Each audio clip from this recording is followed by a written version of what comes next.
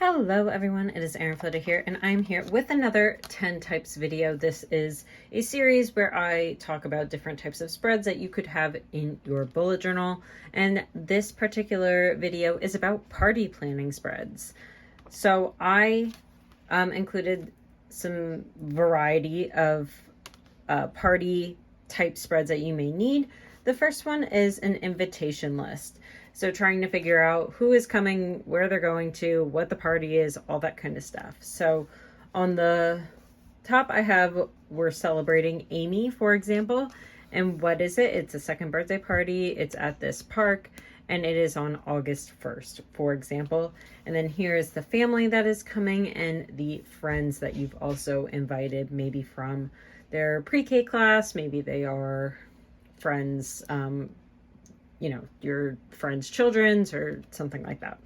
So you have a family section and a friends section. That way you can kind of get all the family out of the way, out of your brain, and then figure out what types of friends you're also going to be inviting based on the venue size, things like that.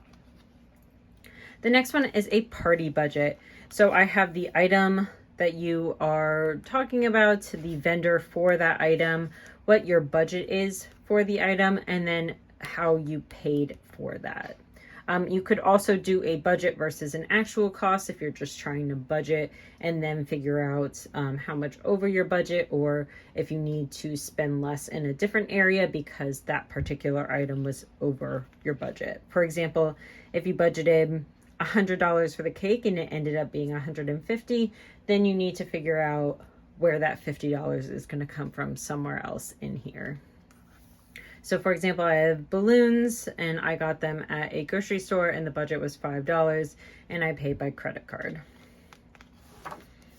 The third one is a party playlist. So this is just an idea for things for different types of parties.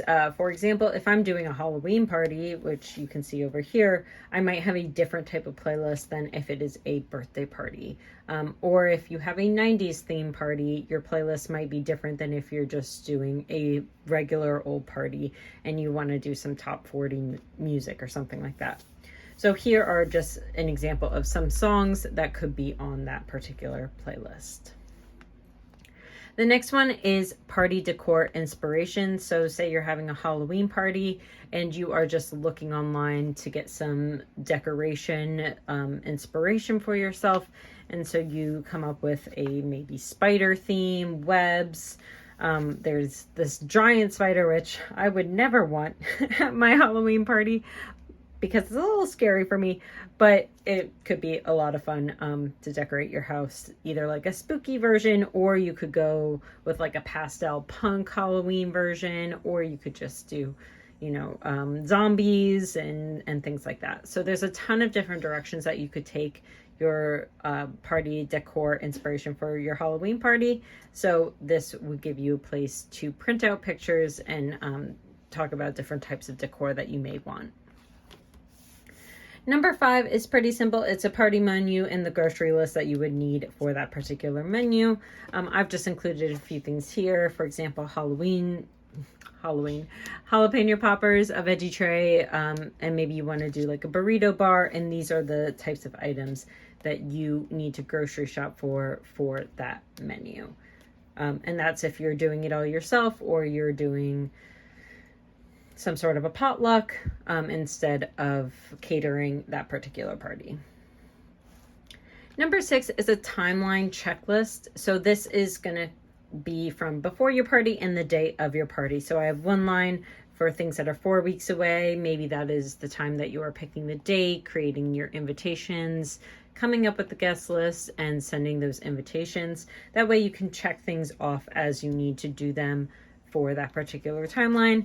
And then the day of, what are some things that you need to do? For example, a lot of people have their cakes frozen, so maybe you need to take it out 8 a.m. the day of. If your party is at 12 p.m., you probably need to take it out earlier than that, but and then when your party starts, when your party ends, what time you have to be out of the venue. For example, if you book a venue, maybe your party ends at 2 p.m., but you have to be out by 3 p.m. So you need to make sure that you are doing the whole cleanup afterwards.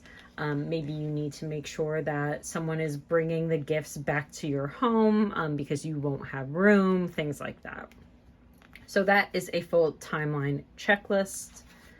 Number 7 is a drink menu. So I have just a couple examples here for a cocktail menu. So I have like a grapefruit cocktail and then I have also a mocktail menu. So pop fizz soda, for example, and just like some little decorations for that. And you can put the types of items that you need for that particular cocktail.